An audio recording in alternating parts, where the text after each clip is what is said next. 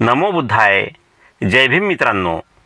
जोशाबा या यूट्यूब चॅनलवर मी सुमेध शिरसाट आपले स्वागत करतो.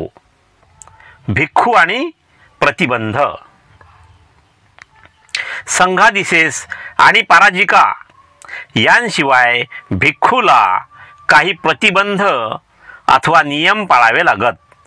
प्रतिबंध म्हणजे एखादी गोष्ट, कृती, घटना किंवा परिस्थिती होण्यापासून रोखणे, थांबवणे किंवा त्या गोष्टीला आळा घालणे असे प्रतिबंध अथवा नियम भिक्खूला पाळावे लागत. गृहस्थासारखा भिक्खू वाटेल ते करू शकत नाही. यांपैकी एका प्रतिबंध प्रणालीला निसर्गीय पाचित्तीय अशी संज्ञा असून म्हणजे असे नाव असून त्यात भिक्खूने पाळावयाचे 26 प्रतिबंध समाविष्ट होतात. यापैकी एका प्रतिबंध प्रणालीला निसर्गीय पाचित्तीय अशी संज्ञा म्हणजे असे नाव असून निसर्गीय पाचित्तीय म्हणजे काय? निसर्गीय पाचित्तीय हा बौद्ध धम्मातील विनय म्हणजेच नियम परंपरेतील एक विशिष्ट प्रकारचा अपराध आहे जो भिक्खू आणि भिक्खुणी यांच्यासाठी लागू आहे.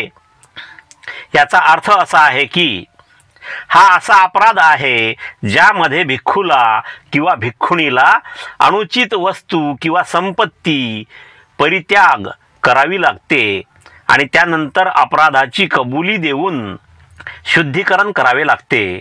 हा अपराध पराजिका किंवा संघादिसेस यांपेक्षा कमी गंभीर आहे. निसर्गीय याचा अर्थ आहे परित्याग करणे, वस्तू सोडणे. पाचित्तीय याचा अर्थ आहे कबुली देणे किंवा प्रायश्चित करणे. निसर्गीय पाचित्तीय नियम भिक्खूंना भौतिक वस्तूंचा अनुचित वापर, साठवणूक किंवा मागणी यांच्याशी संबंधित आहे. विनय पिटकामध्ये भिक्खूंसाठी 30 निसर्गीय पाचित्तीय नियम आहेत आणि भिक्खुनींसाठी समान नियम लागू होतात. त्यामध्ये थोडेफार बदल आहेत. निसर्गीय पाचित्तीय नियमांची काही उदाहरणे: अतिरिक्त चिवर ठेवणे. भिक्खूने गरजेपेक्षा जास्त चिवरे ठेवणे किंवा ठराविक कालावधीपेक्षा जास्त काळ साठवणे. पैसे स्वीकारणे. भिक्खूने रोख पैसा, सोने किंवा चांदी स्वीकारणे जे विनय नियमांनुसार निषिद्ध आहे. अनुचित मागणी. भिक्खूने दानदात्यांकडून गरजेपेक्षा जास्त किंवा विशिष्ट वस्तूंची मागणी करणे. अनधिकृत व्यापार. भिक्खूने वस्तूंची खरेदी विक्री किंवा व्यापारात सहभाग घेणे. चिवरांचा चुकीचा वापर. उदाहरणार्थ चिवर दुसऱ्या भिक्खूसाठी ठेवणे किंवा त्याचा गैरवापर करणे. असा अपराध केल्यास भिक्खूला संबंधित वस्तू जसे की अतिरिक्त चिवर, पैसा किंवा वस्तू परित्याग करावी लागते. त्याचा त्याग करावा लागतो. ही वस्तू संघाला किंवा इतर भिक्खूंना दिली जाते. भिक्खूने आपला अपराध संघासमोर किंवा दुसऱ्या भिक्खूंसमोर कबूल करावा लागतो. या प्रक्रियेनंतर भिक्खू शुद्ध होतो आणि त्याला संघातून निष्कासित केले जात नाही. या नियमांमधील सुधारणेची प्रक्रिया तुलनेने सोपी असते आणि यात दीर्घकालीन प्रायश्चिताची गरज नसते. निसर्गीय पाचित्तीय हे नियम भिक्खूंना साधे, संन्याशी आणि अलिप्त जीवन जगण्यास प्रोत्साहित करतात. भौतिक सुखांबद्दल आसक्ती, लोभ आणि अनावश्यक साठवणूक टाळण्यास मदत करतात. संघाची शुद्धता आणि शिस्त राखण्यासाठी हे नियम महत्त्वाचे आहेत. भिक्खूंना त्यांचे चुकीचे वर्तन सुधारण्याची संधी देतात ज्यामुळे ते आध्यात्मिक मार्गावर पुढे जाऊ शकतात. अशा निसर्गीय पाश्चात्य प्रणालीमध्ये भिक्खूने पाळावयाचे 26 प्रतिबंध समाविष्ट होतात. हे प्रतिबंध चिवरे, लोकरीचा बिछाना, भिक्षापात्र आणि औषधी यांच्या स्वीकृती अस्वीकृती संबंधी आहेत. स्वीकारणे किंवा नाकारणे यांच्या संबंधी आहेत. काही प्रतिबंध सुवर्ण आणि रौप्य यांचे दान घेणे वा न घेणे यांसंबंधी आहेत.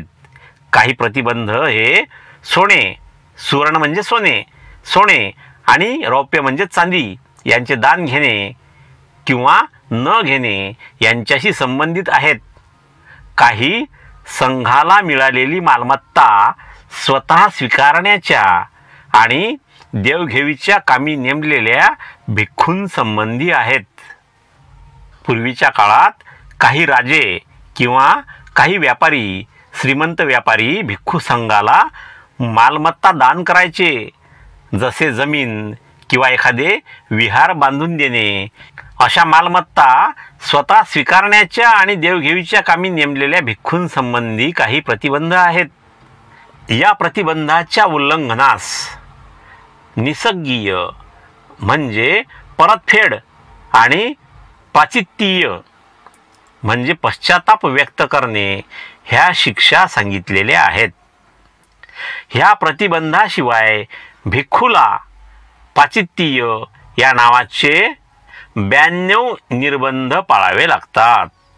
मित्रांनो, तथागत भगवान गौतम बुद्ध आणि त्यांचा धम्म, तसेच राष्ट्रपिता महात्मा ज्योतिराव फुले, राजर्षी छत्रपती शाहू महाराज, विश्वरत्न बोधिसत्व डॉक्टर बाबासाहेब आंबेडकर आणि बहुजनांच्या सर्व महापुरुषांच्या विचारांचा प्रचार आणि प्रसार करण्याचे कार्य मी जोशाबा चॅनलच्या माध्यमातून हाती घेतलेले आहे.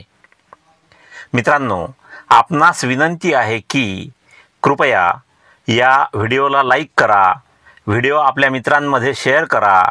चॅनलवर नवीन असाल तर कृपया सबस्क्राईब करा. तसेच माझ्या या कार्यात तुम्ही मला मदतसुद्धा करू शकता. व्हिडिओखालील थँक्स बटनाचा उपयोग करून चॅनलला मदत करा किंवा या QR कोड किंवा मोबाईल नंबरच्या सहाय्याने सुद्धा आपण चॅनलला मदत करू शकता. धन्यवाद. जय भीम. भेटूया पुढील व्हिडिओमध्ये. मित्रांनो, हा व्हिडिओ तुम्हाला आवडला असल्यास कृपया व्हिडिओला लाईक करा, व्हिडिओ आपल्या मित्रांमध्ये शेअर करा, तुमच्या चांगल्या चांगल्या कमेंट्स मला पाठवा आणि पहिल्यांदाच या चॅनलला भेट दिली असल्यास कृपया या चॅनलला सबस्क्राईब करा आणि बेल आयकॉनला प्रेस करून त्याला ऑल वर सेट करून ठेवा, म्हणजे मी अपलोड केलेला प्रत्येक व्हिडिओ तुमच्यापर्यंत लवकरात लवकर पोहोचेल. भेटूया पुढील व्हिडिओमध्ये आणि तोपर्यंत जय भीम, जय भारत.